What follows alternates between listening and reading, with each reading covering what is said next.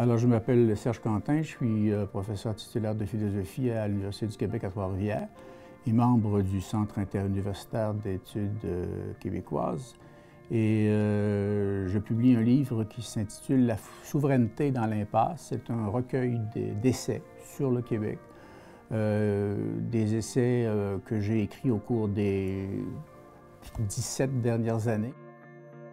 J'avais quelques hésitations quant à la pertinence même de publier ces textes. Mais je pense que ça s'imposait, ne serait-ce que pour transmettre l'inquiétude qui m'habite depuis longtemps déjà, face à l'impasse où s'est enfermée la souveraineté du Québec. Et je pense que depuis le dernier référendum, depuis 1995, l'impasse s'est approfondie au point où elle est peut-être devenue insurmontable maintenant. Il y a des causes lointaines, des causes qui remontent au 19e siècle et des causes plus proches qui remontent au mouvement néo-nationaliste aux années 60. Les causes les plus lointaines, c'est cette espèce d'idée que la nation qu'on appelait canadienne-française avant 1960, qu'elle peut survivre sans se donner un État. Et elle a survécu, effectivement, jusqu'à nous.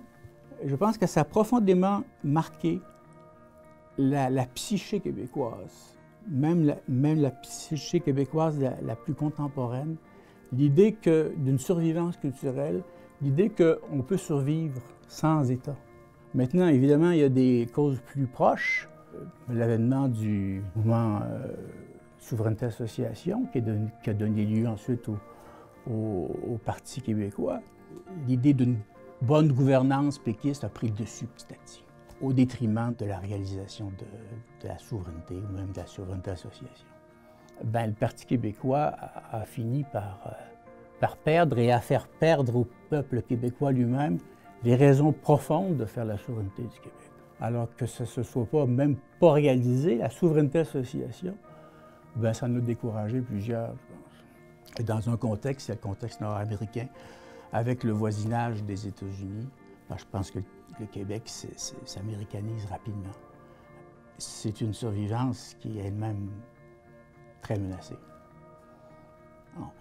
On risque de perdre, on a déjà perdu en grande partie les raisons d'être, les raisons de continuer notre histoire. Bon, à qui s'adresse l'ouvrage? À l'honnête homme, à l'honnête femme, à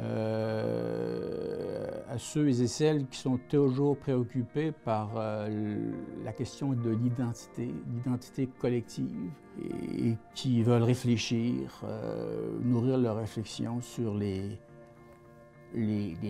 causes de l'impasse actuelle.